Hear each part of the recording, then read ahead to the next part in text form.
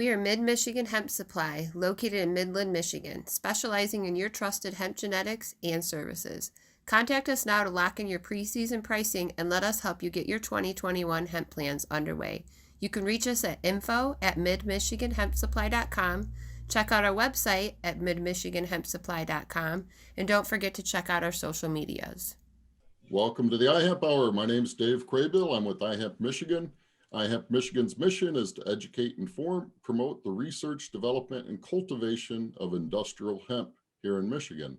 iHemp Michigan advocates for wellness in people and the planet through hemp, and it begins with the farmer. So, Farmer Bechtold, do you have some news for us this morning?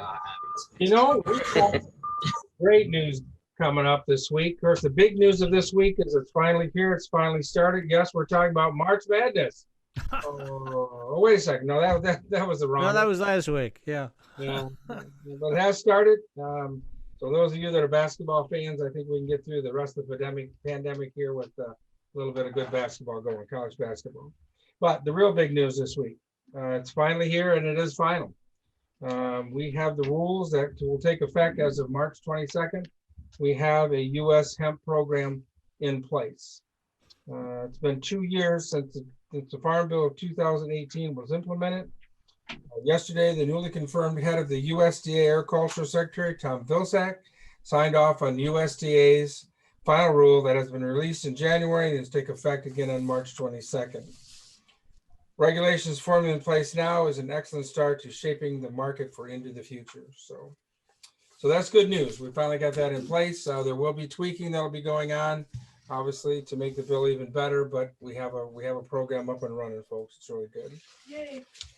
And at the same time, we come out, DEA prints out their annual drug report that they do. It's a pretty lengthy booklet that they have. It's 100 pages. There is some really good stuff in there. I haven't had a chance to read it all myself, but I will get a chance. But I do want to highlight a little bit about, our worries about the hemp. DEA sings the same old tune about hemp as an annual in their annual drug report. U.S. Drug Enforcement Administration issued this week suggests that the legalization of hemp in 2018 is causing problems for law enforcement, which the agency says continues to report hemp business being used as a cover for illegal marijuana operations. But there's always been anonymity here from the start on this thing. DEA has always been trying to poke their nose in here where they've clearly been told to stay out of this for industrial hemp. Those efforts include a current draft bill that would amend the U.S. law to raise the allowable limit for THC from 1% from its current barrier of 0.3. Paul Rand introduced that. The Economic Mobilization Plan Act of 2020, that's what Paul's bill is called. The DEA has been a constant uninvited guest of the hemp rulemaking, aggressively and persistently asserting itself into the industry to push for greater restrictions despite the U.S. Farm Bill express removal of hemp from the Controlled Substance Act. And Sonny Perdue said that he's had a constant battle with them. There's been a pushback from them about setting hemp regulations. He said that the drug agency was opposed to the creation of the hemp program since the initiative started early in the last decade. So we'll keep fighting that battle as we have to, but just to let you know, that's what's come out on from their radar. They're looking at things. A few things that are going on Friday, March 12th. The Midwest Hemp Council has their virtual event. This is going to be a pretty good one, I think. The speaker is going to be Ben Brimlow, leading agronomist with Indie Hemp, and then Jeremy Kettle, from CEO and founder of Davis Farms of Oregon. They were exhibitor with us 2 years ago when we had the expo. So it looks like it's going to be a pretty good talk. They're going to talk quite a bit about growing cannabinoids for growing for fiber and grain. So a good one. Last night, this was kind of interesting. I got onto a webinar from Australia, of all places, and it was feeding hemp stubble to ruminants. Sheeps is what they're doing. They did 15 sheeps. What's that? What's stubble? The remainder of the plant. So after they harvest the grain off the top, that fiber that's left, that's what they're actually feeding to the animals. Okay. Make it into a pellet form. And so a lot more research got to be done there, but it's interesting. I got to make sure that Hunter knows about this, the research they have there. What was interesting was when they got to the results, which they didn't really know what they were going to do, what they were going to find, but they did find that the animals had a much better rate of gain and a much quicker gain of their weight by feeding this product. And they fed. There was a control group that they had, so I won't go into all the details of all that. But anyways, the bottom line is they found very good evidence about feeding hemp to sheep. So another great step forward to getting us to be able to feed. And that was just the straw. That's not even the grain of any of that. So. And Hunter's with? Hunter's with the U.S. Hemp Feed Coalition is who Hunter's with. So on that. Mike, how about you? You got some news for us this week? I do. I got a couple of hot headlines here straight out of the Michigan Marijuana Report. One of them I find really interesting for business is there's some movement afoot to create a stock market or like a stock market type thing for marijuana so that people could invest in a general sort of fund that they would vet various companies that would come to them, asking for some of that money. And then that way the general population could get a piece of the marijuana industry, as it were, without actually running a provisioning center or a grow facility or anything along those lines. So that's Mike, hold on a second. For some reason, it's only showing me, Dave. I'll have my face. Oh, I'm sorry. I forgot to. I need to work on my my producer. Okay, now we got Mike. Should I start over? No, you're good.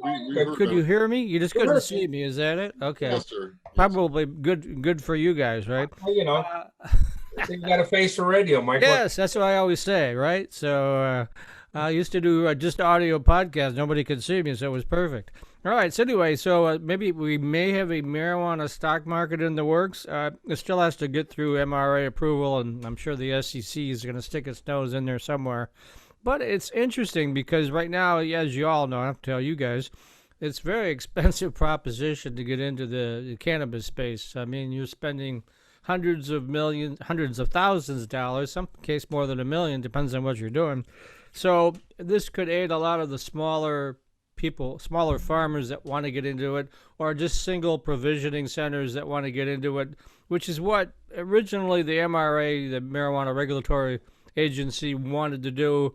Because right now the market is fast becoming multi-state operators and huge operations, and the little guys are kind of getting shut out.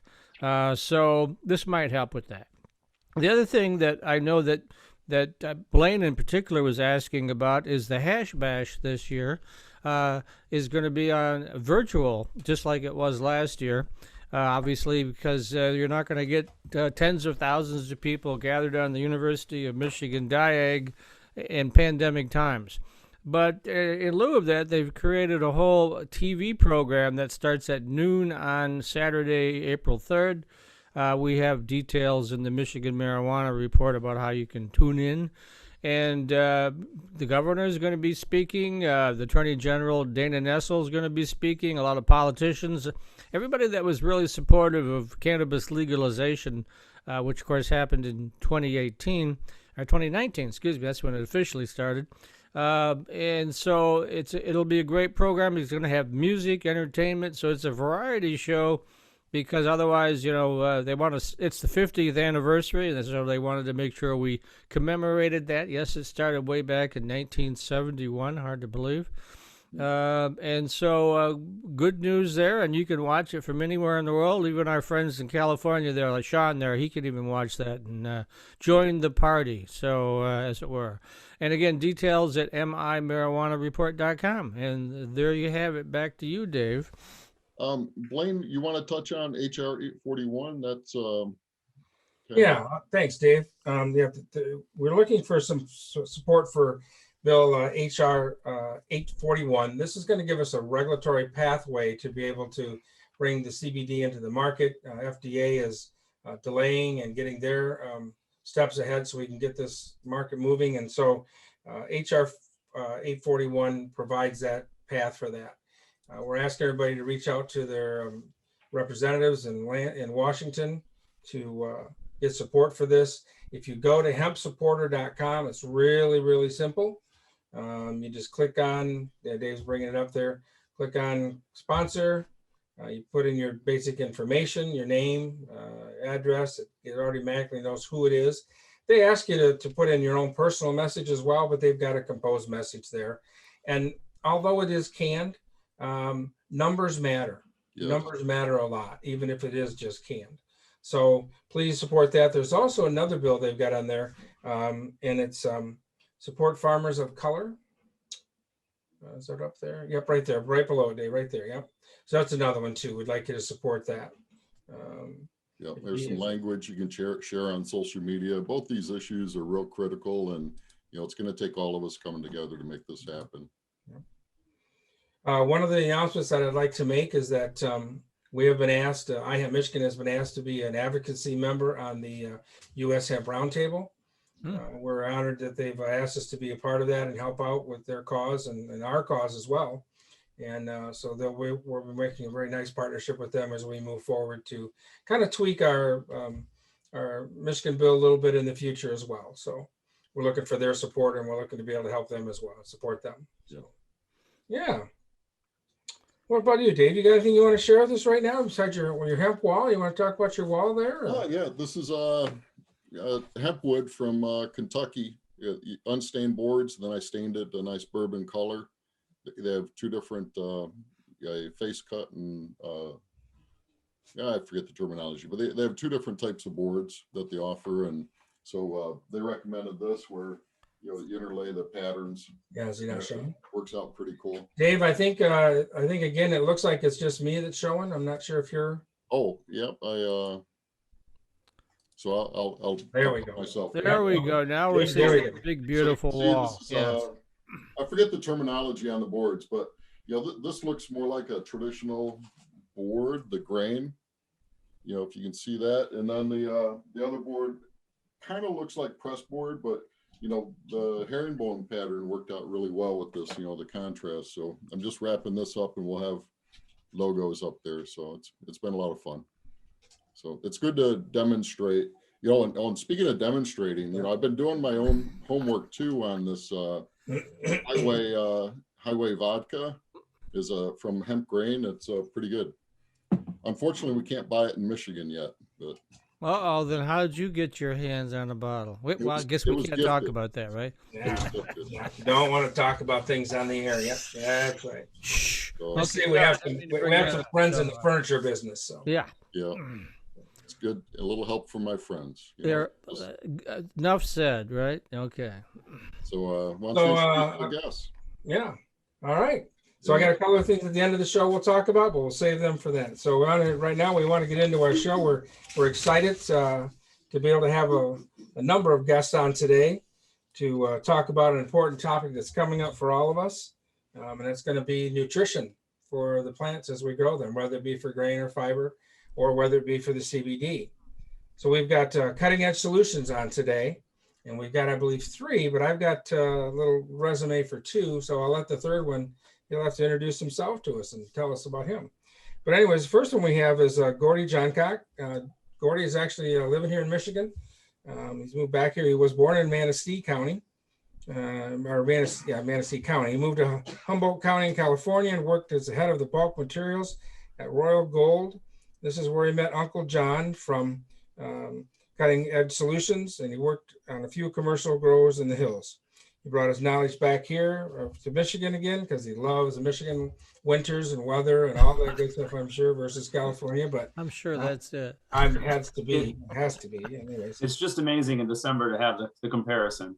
It is. When the snow's coming down. And I'm like, a couple of years ago, it was 65, 70 degrees and raining, and I was complaining about that. Mm-hmm. Yeah, you appreciate the nice weather more in Michigan. There's a famous race car driver named Gordy Johncock. When I first read that you were coming on the show, I thought we're talking about NASCAR or what, so. Yeah, that's my grandfather. Oh, really? Yeah, he's not really into things as much as, the rest of us are. So I would doubt seeing him in this aspect of anything. Oh, okay. Interesting. We were talking, just to have a side note on that. We have one of our members, Icon Processors. They're going to be featured on some race cars coming up here, but they're doing Formula One series, I think is what they're doing. Porsche Cup. Mhm. Oh, Porsche, yeah. Porsche, yeah. So anyway, so let's see. So Gordy has a little hobby. He runs a small indoor. He has a small indoor grow, I think it is himself. And he's a fan of auto flowering genetics and breeds high production, high THC autos as a hobby. So maybe we'll get into that a little bit later. And then we've got Sean. Sean was born in Worcester, Massachusetts. If I said It's Worcester. Worcester. Took me 6 Worcester? months to You gotta learn pronounce it like Worcester. You know? Yeah. They don't have that accent there. I Sean love traveled it. to his uncle's ranch in Humboldt, California, with the desire to learn how to cultivate cannabis. After that, he moved to Oregon and studied environmental science at the University of Portland. His focus there was on sustainable food production and the ethics associated with alternative farming. Sean became a sales rep for his uncle John's company, Cutting Edge Solutions. And then Sean finally decided to settle down in Sonoma County, California, where he is the general manager of Cutting Edge Solutions. Cutting Edge Solutions is a leader in the hydroponics industry.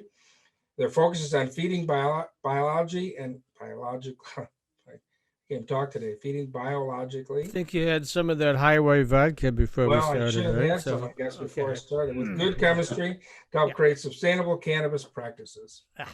So, guys, welcome. Thanks for being on today. And then our third guy, if he wants to tell us a little bit about him, that'd be great. Dave needs to put them on the screen.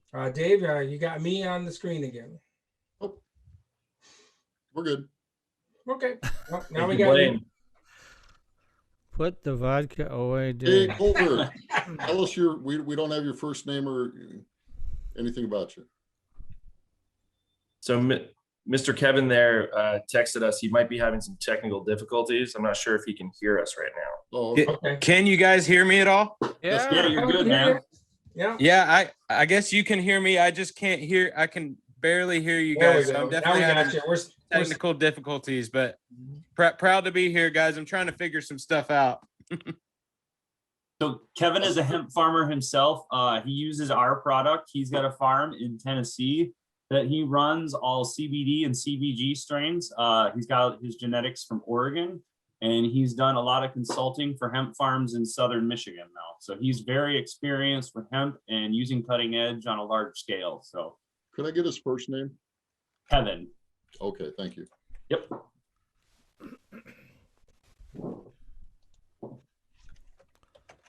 All right. So take it away, guys. Gordy, what's going on? What do you have to share today? Well, really, we're trying to step over into the hemp market a little bit more now that things are really starting to gain momentum. We are a 3-part baseline with a couple additives. We're a blend of both synthetic and organic nutrients. We figured there's no reason to hit the plants from both methods because they both generally have their benefits. We're very clean. We're food grade salt. I noticed that Viridid Labs is actually one of your sponsors. We just got cleared as the cleanest bottle liquid nutrient that they've ever tested. Oh, really? Just recently, yeah. So our product is very, very clean. It's designed to be a low MPK, which is cannabis specific, so that you're not fighting leftover residues and phosphates in the product at the end. I don't want to make this infomercially, you know. No, that's what you get. This is a chance for you to do that, actually. So Yeah, so to Gordy's point there, talking about using good chemistry and good biology, we have a PhD soil scientist that works with us out of the Santa Rosa Junior College here in California. And we also work with a PhD chemist. So between both of those great resources, we've developed products that are low impact to the environment, but also highly uptakeable by the plant. And it doesn't matter if we're talking food production, cannabis, hemp, or anything in between. And by working with these people, we've had some really cool studies done. So one thing that we've done recently, in conjunction with George Selyu, the PhD soil scientist, he runs a hemp farm at the junior college in Santa Rosa. So he's one of the first people to grow hemp in California on an educational scale. And he created some white papers and developed them over the last few months because we're in wine country here. So people that own vineyards are often saying no to cannabis and no to hemp and pushing the legislation towards that to push cannabis and hemp out. What George did was he did a study where he grew hemp right here and grew grapes right here and showed, because a lot of the vineyards were saying there's terpene drift from hemp and from cannabis. So he showed through a scientific study that that is not the case. Terpenes do not drift from hemp to vineyard crops or any other crops, although grapes do have their own terpenes, obviously much less than anything in the Cannabaceae family like hemp and hops. But his ultimate end goal on that was to prove that there is no terpene drift associated with hemp. And what his ultimate conclusion was that it's more dangerous to grow hemp near grapes because grapes are sprayed with way stronger pesticides than are allowed on hemp or cannabis. And that's kind of a theme that I've seen come up a lot recently, where our food production and vineyard crops and orchards, their thresholds for pesticides are way lower than cannabis or hemp. So in California, as more hemp farms pop up, more legal cannabis farms pop up, they're moving into this industrial ag land where they used to grow strawberries, they used to grow tomatoes, right?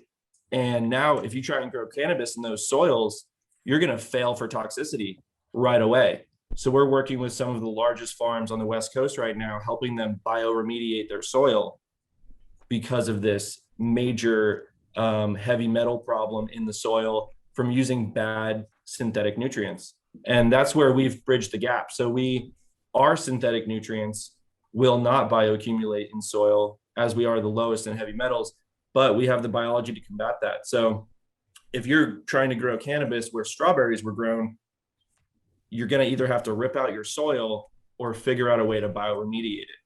And bringing this towards hemp is one of the best ways to bioremediate soil. If you use fiber hemp and grow it in toxic soil, it acts a lot like a bioswale, where the plants in a bioswale, I'm not sure if you guys are familiar with those are, they uptake wastewater runoff from parking lots, and those plants will filter out the toxins. Obviously, you're not going to eat those plants. Same thing with hemp.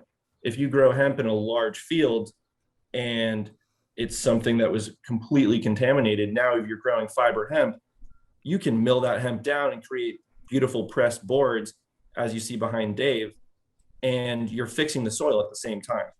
So that's one of the projects we're working on right now. And it's just beyond people growing cannabis indoors.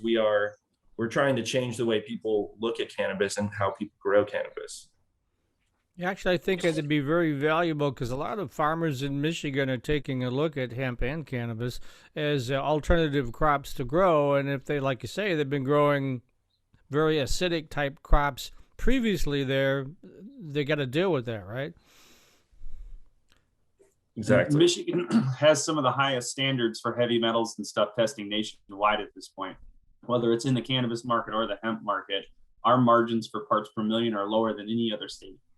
And it's extremely difficult to make sure that living normal soil that's in the area is clean enough. It's become a very difficult aspect. And I do know that a lot of the commercial cannabis farms that I visit all have large 300, 200 gallon containers set up on pallets so they don't touch the native soil, specifically for this reason. And that's very common all the way across the board from what I see.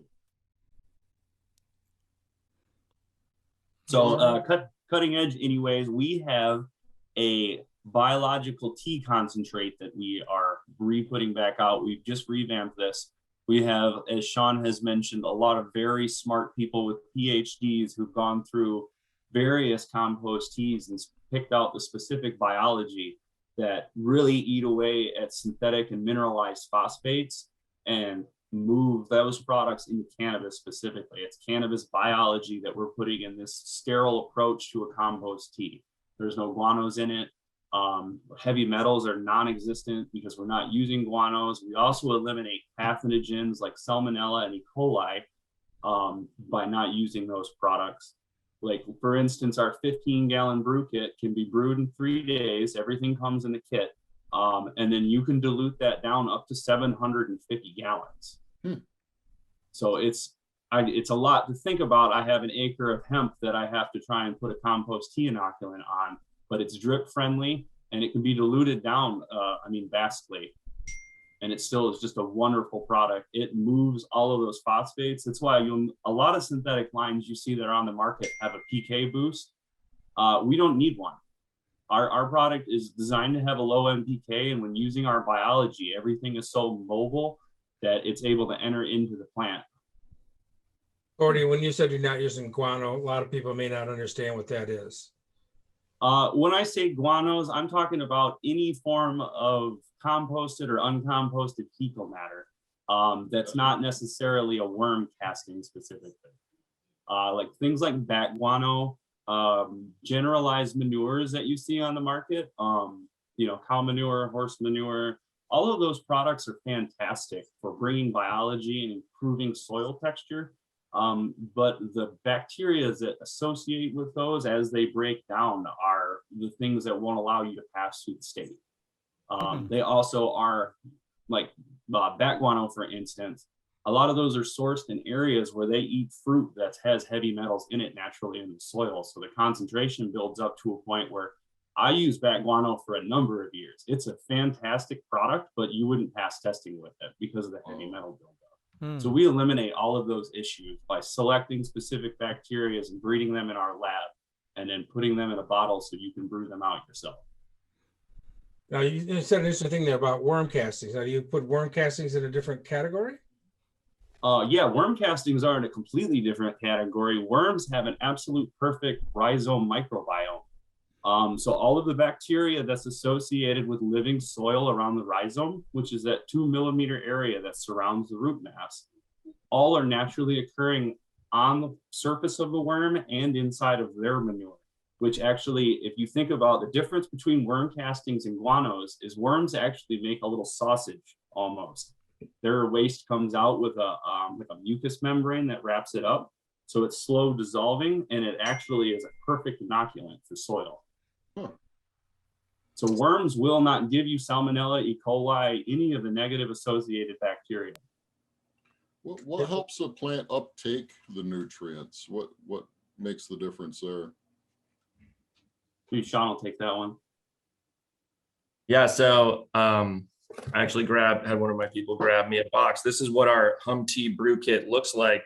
So I don't have anything inside of it, but it's a dry inoculant pack that you then mix with 3 different parts that are liquid. So the reason why we separate all these things, we have a dry inoculant bag, which has worm castings, some walnut chip, and then 3 different strains of beneficial fungi and bacteria. And what these will do, they will break down larger nutrients into more available forms. So if you take anything like rock phosphate, for example, that's somewhat absorbable by the plant, and this could be found in a soil naturally occurring or in a liquid nutrient that you're feeding your plant, the life in this tea will break down that from a macro level to a more absorbable level by the plant.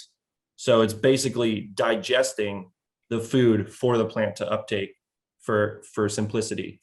And this, some of the things that we put in this tea, which are not listed on the label, we found through various studies. So about 20 years ago, Cutting Edge Solutions was founded with our first product being this biological tea. And the PhD scientists we worked with on this used one of the bacteria that he found as his capstone for his PhD. And what he found was that this specific bacteria can break down oil. We're talking gasoline from a gas station. So when they rip out a gas station, there's all of that leaking oil from their old tank in the ground and in the groundwater. So by using these different fungi and bacteria, you can break down those mycotoxins and those larger toxins to a point that's more on a molecular level. So you're separating the bad from the good, and the bad is getting taken up by the other plants that are available.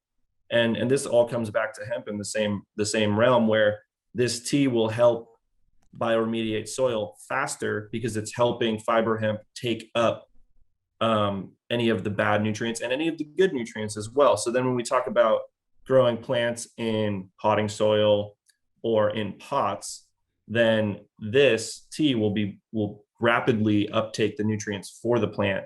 And at this point, you're giving them good nutrients. And can that tea be used in both hydroponic and soil, both? Yes, it can be. So this one box would make you 750 gallons that you could feed to your plants. And we've seen it be used. Unfortunately, Kevin hopped off the call. It sounds like he was having some technical difficulties, but he was using hum tea on his hemp farm in Tennessee. That's all he was using, because it made everything that was in the soil available to the plants immediately. Well, I got a little experience with the worms, because I used to grow worms, and we would sell that compost, and we made teas as well. So I understand what you're talking about there. And if people understood about the soil health, the soil has to be healthy so that the plants can be healthy. And the worm castings are just a great, wonderful thing. We have a large company here in Michigan called Dairy Do. Gordy, maybe you know them. Oh yeah, I'm familiar. I know Justin. Yeah. Yeah. So yeah, they do a lot with the worm composting for sure on that. So when you guys when they get this packet from to make this tea, how does it have to be made? Because I know when I did it, we had like a plastic tank, and we would aerate it and do that kind of thing. How do we make your tea if we got that? So when you open that box up, I don't know if Sean wants to open it up there, but you'll see a dry pack of inoculant that looks in one of the mushroom grow bags. And then there's 3 liquid bottles in there. 2 of them are inoculants, and 1 is a high Brix molasses. So we found through studies that a plastic reservoir with its normal aerator in the bottom is the absolute best thing for teas when you want a mix of biology in there. There's a lot of people who want to push you to buy a $3,500 brewer with pumps and gravity spinning and all of this stuff. But what people don't understand is they think of bacteria, and they think of something so infinitesimally small that nothing's ever going to affect it. But that pump that's moving liquid around is actually chopping it up as it goes through and killing more than what it's making. So we found through studies, our brewers are cone shaped with a drain on the bottom and then an air stone. And that's all it takes. You'll take all of these products, put it in the tank, brew it for 48 hours to 72 hours, dilute it, and then add it to your crop. And that's it. It's a thin product. There's no chunkiness to it. There's hardly any bacterial slime that'll even build up inside of your reservoir. Very clean, and that's why it works well in hydroponics. I run it through a drip system, and I don't have any drip clogging issues or anything from it. Now, the box that Sean held up there, what does that go for? What's sort of the retail price point? So for this would brew 15 gallons of concentrate, which then can be diluted up to 750 gallons of water. And I believe our retail price on this is about $150 bucks. So cost per gallon on that is way superior to a bunch of other products on the line. And kind of going back to Gordy's point about how to brew it, well, a lot of people talk about these things called Vortex Brewers, which is basically a jacuzzi with the jets on. And it's just pushing all that life around so fast and literally shredding it apart. So we just do the simple cone tank brewer with an air stone and kind of create the champagne effect. So it's just slightly bubbling and foaming up slowly, so that over a few days, 2 to 3, your life that's available in there increases, but you're not killing what's available. And that's another thing with why we do the dry bag that has liquid inoculant on it, because we don't ever dry or dehydrate our biological life. And a lot of other companies out there will give you a dry product. Now, dry means dehydrated, which means it's not alive anymore. So once you add it to water, it's going to repopulate, but only 10 to 20% of what's guaranteed will repopulate. So this is 100% living and ready to go. So it's great bang for your buck. And I know John, the owner of Cutting Edge, he just walked out the back door because he's going to brew some up for our vegetable garden, actually, because we just created a huge area to do vegetables and do different studies on this tea versus other things and how to break down some of these metals. So that's a good question about the vegetables there then. So you'd be able, this is because I'm a food safety guy, by using that tea on your vegetables, would they be still compliant with using your tea? Yes. And kind of like I touched on before, food regulations are way less strict than cannabis and hemp. So we've seen this been used on cannabis in many different states, and even in other countries at this point. And everyone passes testing. In fact, we've helped people that have failed on their first run of autoflower pass on their second run of autoflower just by using the tea. So it is kind of an all-encompassing band-aid for a lot of these problems. Gordy, you're in Michigan. How many farmers are using that particular product right now? Is it still pretty new to the market or what? It's really new to the Michigan market. Like in Sean's market, the compost thing was really popular. It took right off. That's a product out there that, people recognize right off the bat. We don't have to explain. Michigan, on the other hand, I find a lot of my job is educating people constantly on things that I kind of feel like are more basic and older, but they're new to our market. If you're in the Cadillac area and you're watching this show, you can go to Indoor Growers Edge today and pick up a bottle of that live brewed. I hooked them up with a tank and a bunch of those kits for free. So they're giving that product away so you can try it. So if you're in the Cadillac, Michigan area, drive over there today and get a bottle. They're giving away quarts of it. Bring your own container because they're not providing those.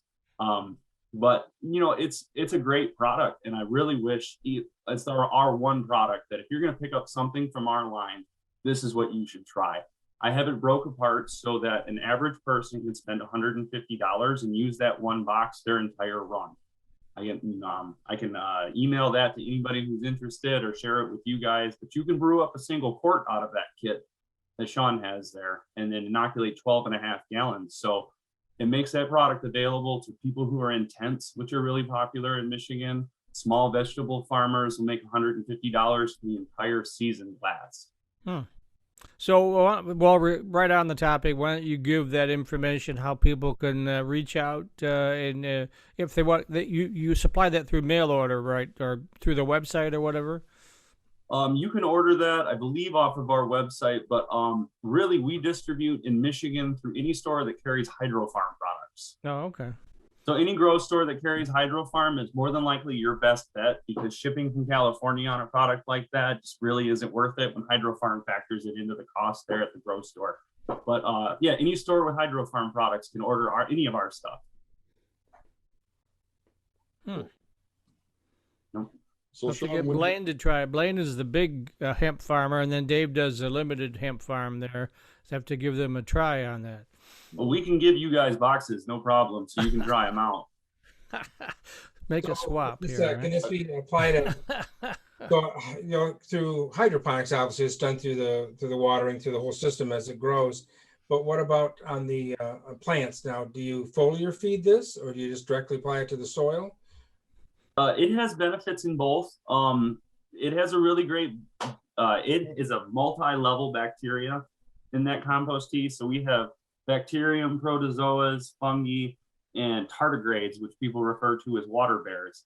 So if you spray it on the plant, it's great for knocking things back that are on the surface that shouldn't be there, powdery mildew, different types of infections and things.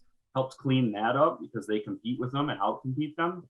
But it has more benefit in the soil than what it does on the plant tissue itself. There's no NPK value to it.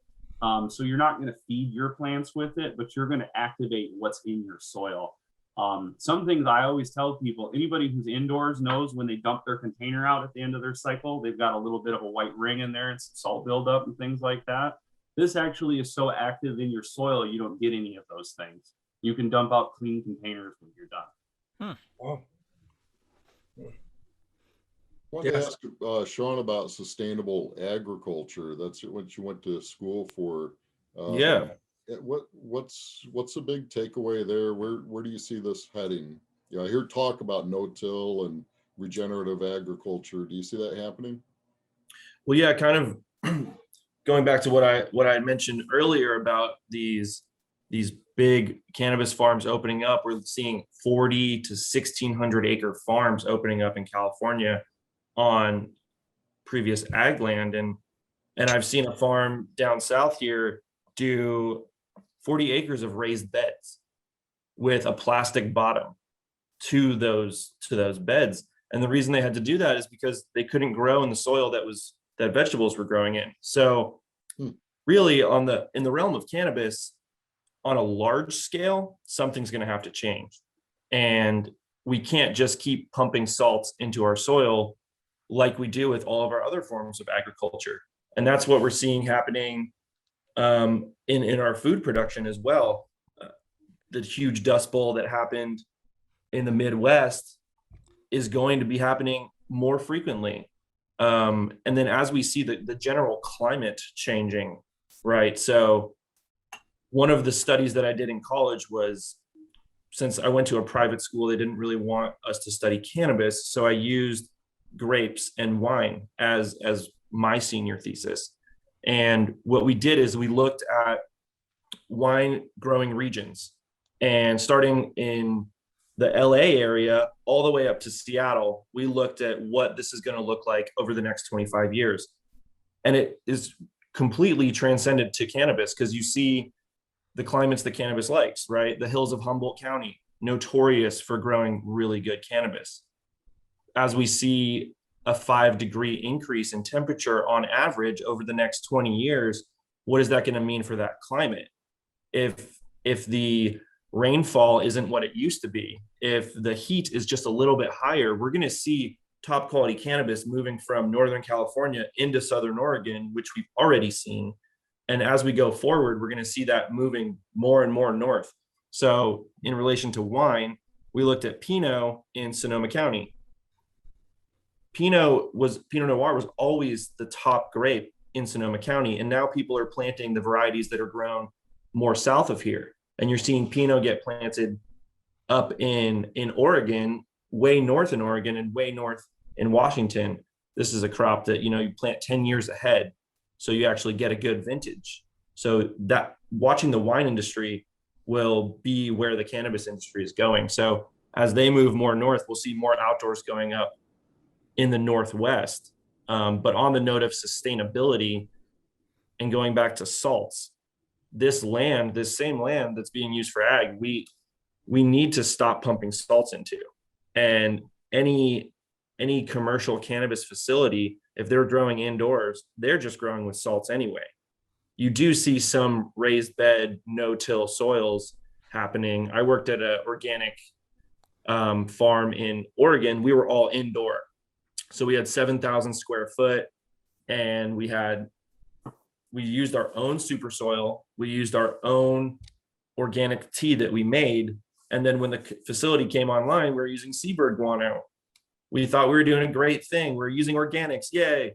Well, we failed a round of testing because of that, because we were using these guanos. So then looking at what organics mean and what that means to the plant and the food you eat and the cannabis you smoke, if you're using things like blood meal, bone meal that are called organic, well, they could be derived from organic matter, being a living being. But if we talk about the meat industry and how cows are fed and what they're given, that what's in their body isn't going to be super safe. I mean, we barely ingest it over here outside of Sonoma County because we have good beef here. But what I'm getting at is sustainable farming will be based on organics that are also sustainable. So one of the products we're working on right now is a 100% vegan, non-GMO, organic liquid fertilizer line. And nobody else has anything like that out right now. Everybody uses some sort of animal product or some sort of salt, because it's really hard to get the composition of both. So we've sourced some ag industry waste, such as corn steep liquor, which is used from burning down cornfields to retail into the soil. They do this in South America, and they'll take that extra corn and turn it into a powder that's then super available to the plants. And it's a great form of nutrient, but it's much better than bone meal or blood meal. So really going forward, we need to focus more as a community on keeping good, healthy soil. Regenerative no-till farming is a great way to go. We don't want people buying potting soil all the time, because you see right now, if you want to go buy some potting soil, if you're looking at a large scale, you're 10 weeks out from getting your soil because there's a massive shortage. Potting soil is composed of peat, which is mined, or cocoa coir, which is shipped across from Southeast Asia. So you have to look at all these inputs and figure out how sustainable you're really being. Yeah, try and build good soil where you're at. Exactly. And in doing so, not pumping it full of heavy metals and chemicals just so you can get one good run with some big nugs. That's not what it's all about. It's not turn and burn. We're looking at the 10, 20-year plan. Yep.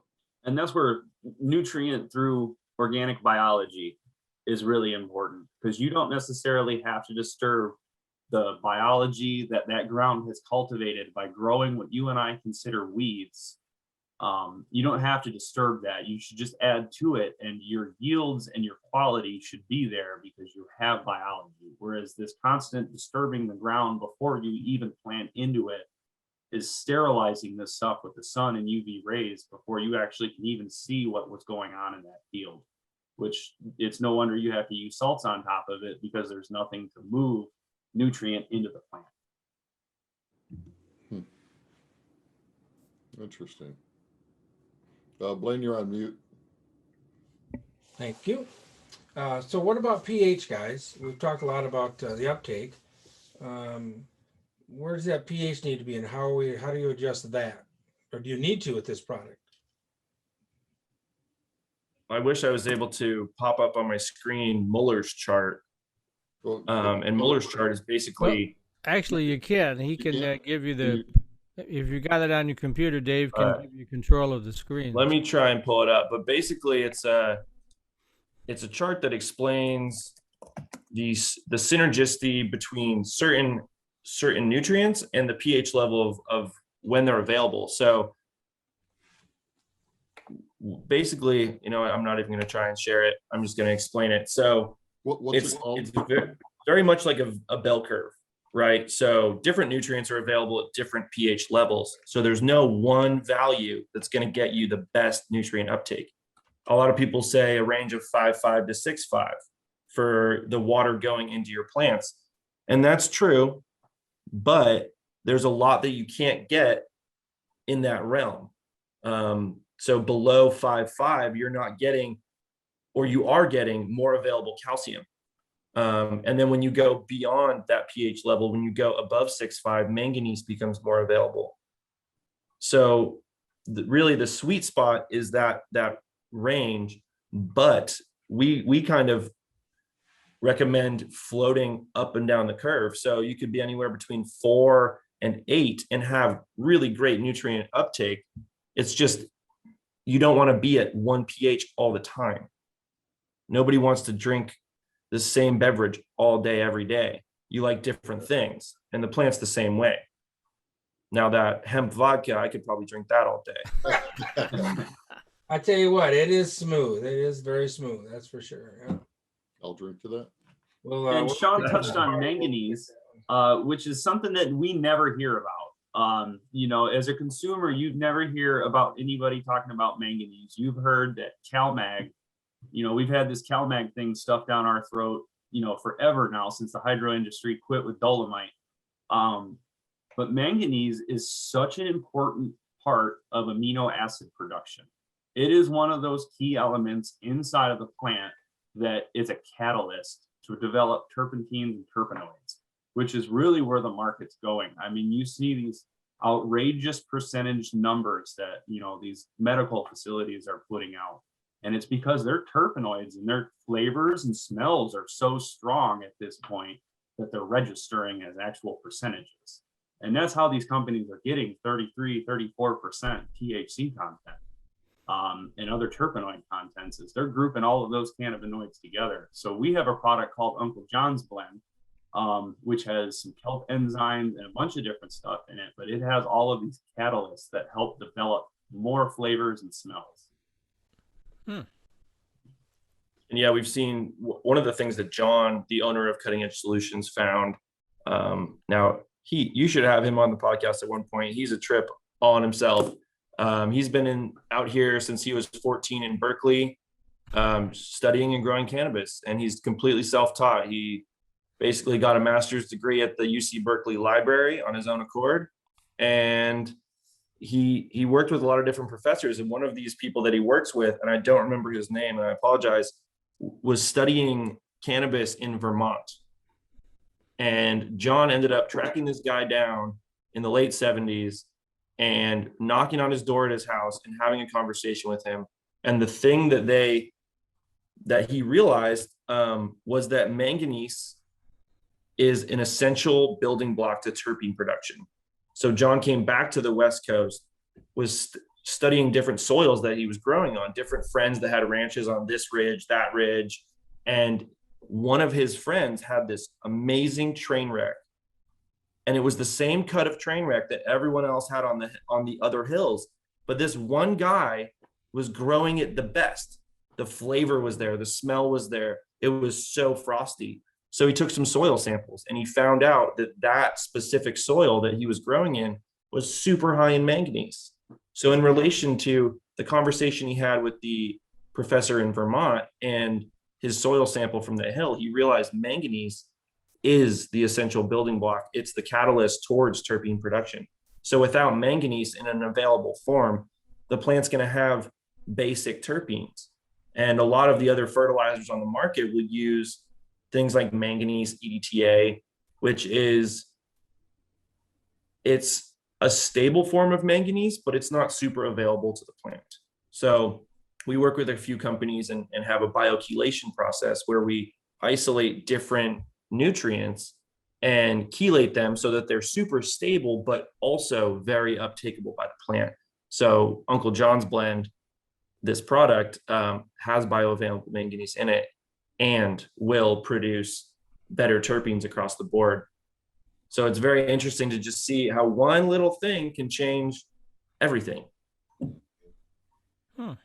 You guys give any insight? What the challenge in my, I grew 3,000 plants in 2019, 20 plants in 2020, and I'm looking at maybe 6 this next year.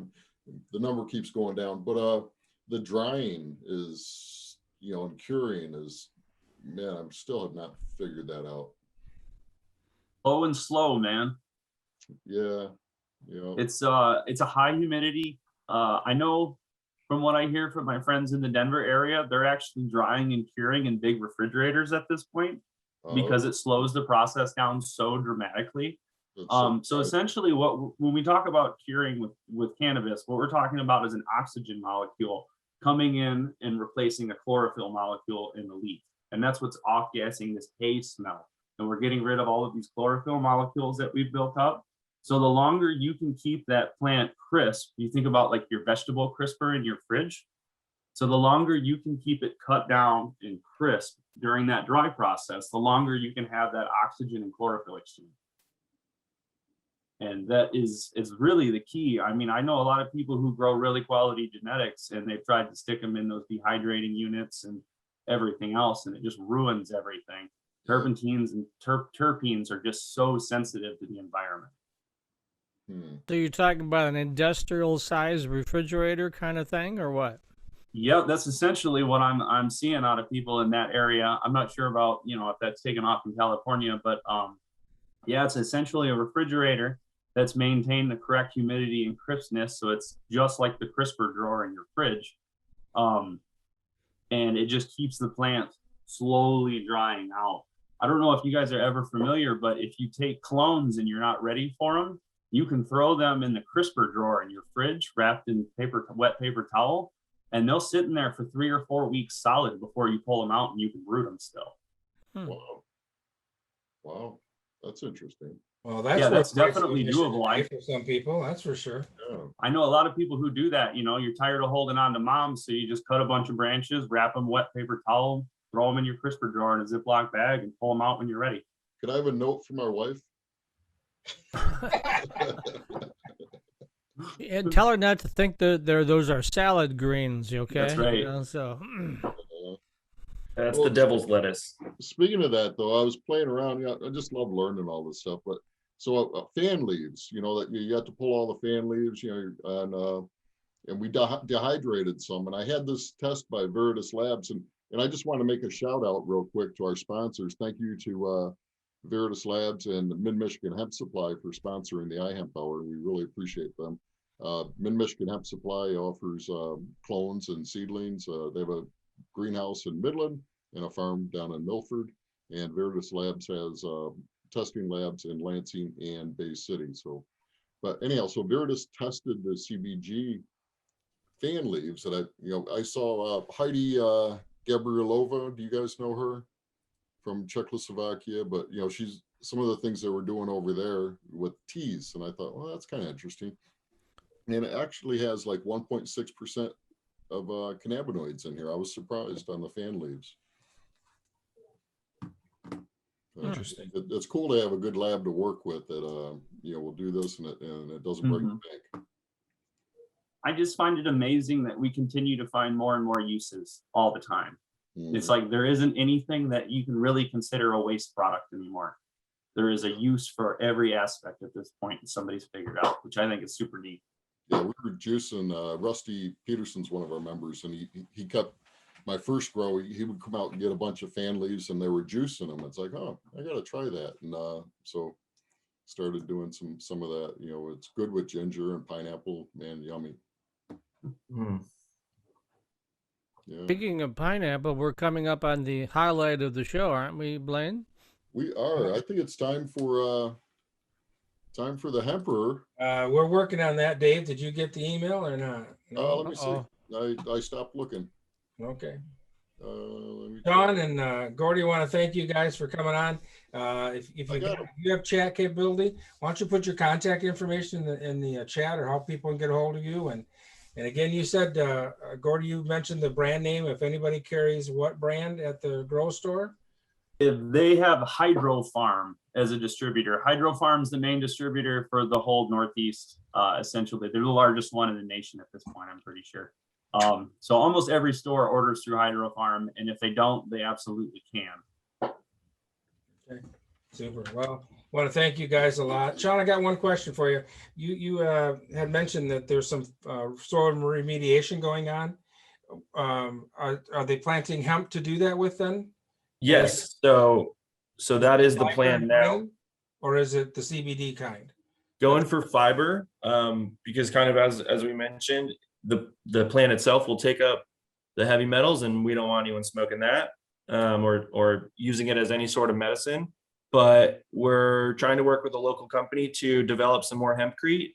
I don't know if you guys heard, but about 6 months ago, we had major fires tear through Santa Rosa. Myself and John lost our house, and we have plenty of friends that lost their houses. So people don't really want to rebuild with wood again, because it's all going to burn anyway. So we're trying to work on hempcrete, and we're doing that with bioremediation of soils so that we can use that hemp fiber to make hempcrete and make more indestructible houses, more sustainable houses.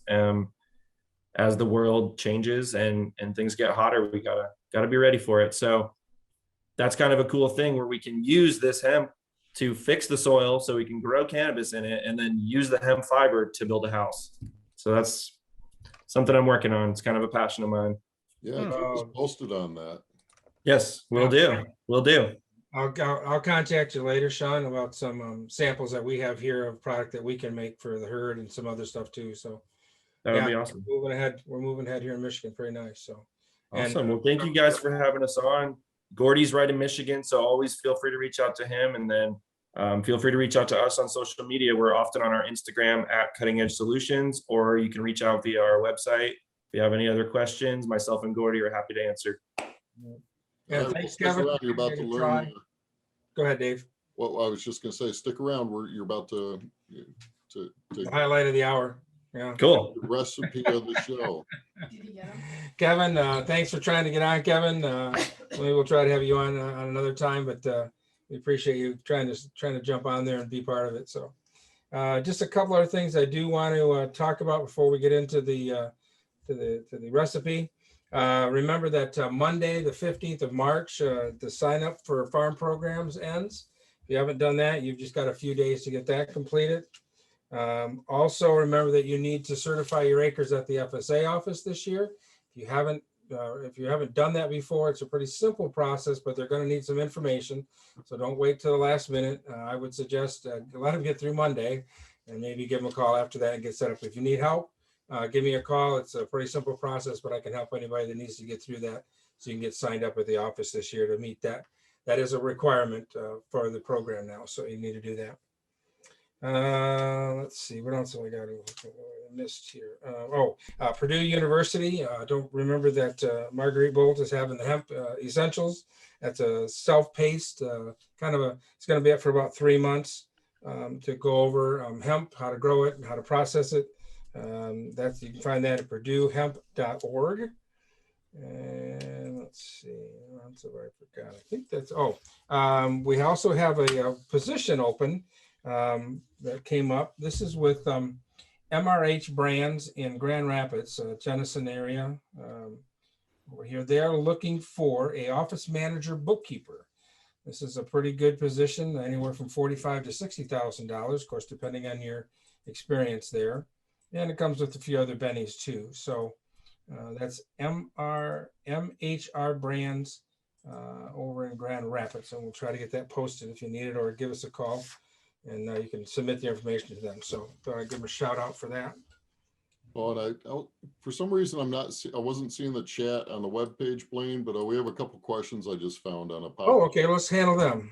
Well, it's pretty simple. So Masha was asking how to reach Kevin. So I put Gordy's information. Yeah, and I can link anybody up with Kevin if they're interested. Yeah, so Masha, if you reach out to Gordy, you've got his number there now, and you can follow them on Instagram. So, okay, thanks, guys. Okay. All right. Anything else for the good of the hour?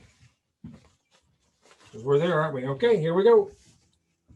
So, Dave, you didn't get the pictures, I take it, right? I did, yeah. Oh, yes, sir. sweet.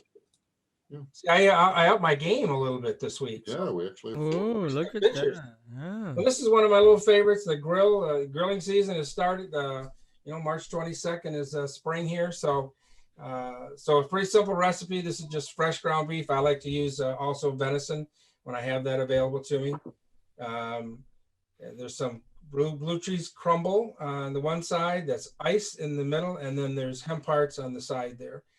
And about 3 pounds of ground beef. I use about a quarter cup or maybe a little more of the hemp hearts. And about half of that little tub of blue cheese crumble. Mix that all together. You go to the next page, Dave. So I have to just pour that all into together, and you just kind of do your mashing and munching together. And next.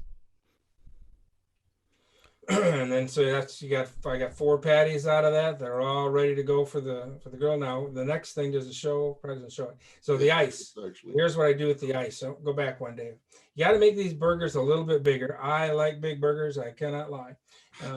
So what you do is you take little pieces of that ice and you put it in the burger so that as it cooks a little slower in the middle, stays a little more moisture in it, and lets that cheese really melt into the burger. So that's one of the secrets of this recipe. Wow. This is an original recipe here. We're not taking this from anybody else now. This is mine. So We learn something from Blaine every week, so.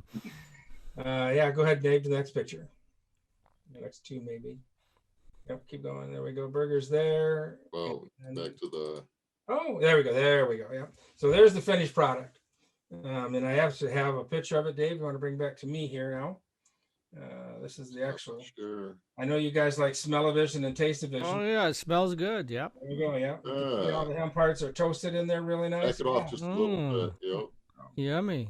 So there's lunch for me today, guys. Excellent. So want to thank everybody. Another great show, guys. Thanks for sharing the great information. We'll see each Thanks other for having us.